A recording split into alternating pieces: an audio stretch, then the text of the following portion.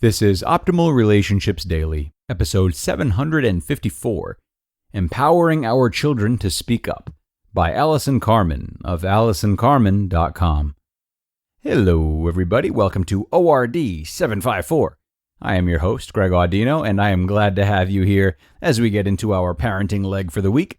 I am here from Monday to Friday to help you improve the many relationships in your life, and we emphasize parenting especially on Thursday and Friday. Also, if you enjoy a daily dose of inspiration through motivational quotes, do follow us on Instagram at @oldpodcast. It is a great place to keep up with all 5 of our shows, including my other one, the newest one, Optimal Living Advice, where I use my life coaching background to answer questions about life struggles that viewers like you send in to us.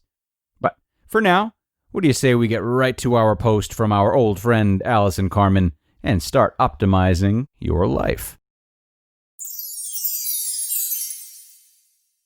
Empowering Our Children to Speak Up, by Allison Carmen of AllisonCarmen.com.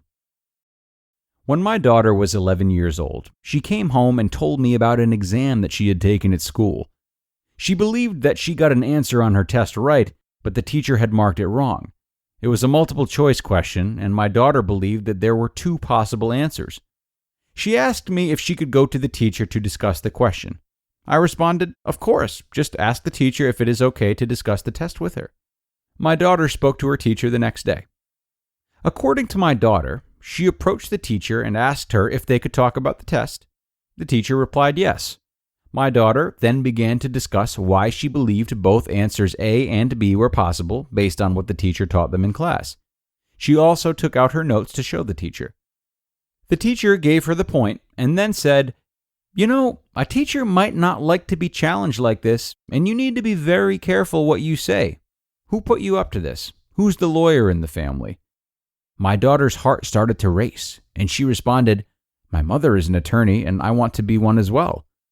The exchange ended, and my daughter came home crying.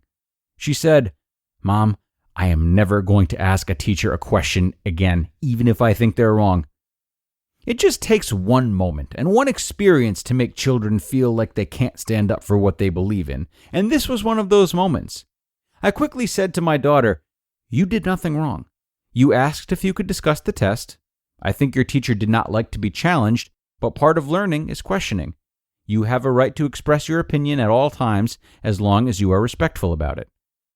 It is a great lesson of how people may react when they don't like what you are saying, but don't let that stop you. I am very proud of you for standing up and getting the point. My daughter said, "You are?"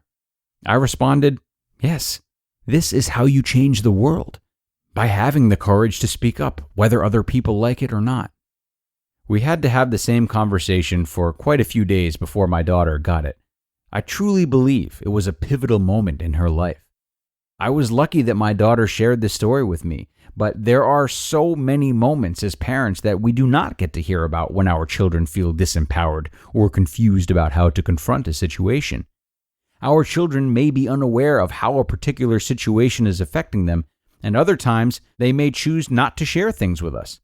Therefore, it is important for us to constantly try to encourage them in various ways. Here are a few suggestions that may help your child to find their voice. Number 1. When your child is experiencing a conflict at school or at home, invite them to propose some ways of dealing with the situation. Try to find a solution together and encourage your child to find their voice while seeking resolution. 2. Try to let your child make more decisions about some matters that concern them. Maybe include them in the decision of where you are going for dinner, or let them help plan a family vacation. 3. Engage in current event discussions at meals or during some free time instead of watching television or the computer. Ask them their opinion about conflicts around the world and how they would resolve them. Give them examples of change that happened when people stood up for their rights. And 4. Pick a few social issues that are important to the family, whether volunteering for a charity, advocating for new legislation, or participating in community activities. Show them through your own actions that their voice matters and change is possible. Teaching our children to find their voices might not be the easiest path for us as parents, but it is an investment in our children's and the world's future. I dedicate this post to Malala Yousafzai, the heroic 14-year-old Pakistani girl that was shot in the head by a Taliban gunman for speaking up for girls' right to education. With all my heart, I hope courageous Malala recovers and continues to be a hero that inspires us all to speak up and make the world a better place. You just listened to the post titled, Empowering Our Children to Speak Up by Allison Carmen of AllisonCarmen.com. Okay, really good stuff from Allison there. It might be tough to put these pieces together, but what she's essentially talking about, to me, is a form of mini-trauma that we all endure as children. Now, had her daughter not come up to her and been as communicative with her mother, and had she not been as well received by her mother, it would have been very, very easy for her daughter to develop a complex around confronting people, particularly superiors or those in authority. These are the mini traumas that shape us a lot without us knowing, the traumas that we don't necessarily go to therapy for. And though they aren't as easy to identify down the road as things that were more severe, they can impact us just as long, and in some cases just as seriously.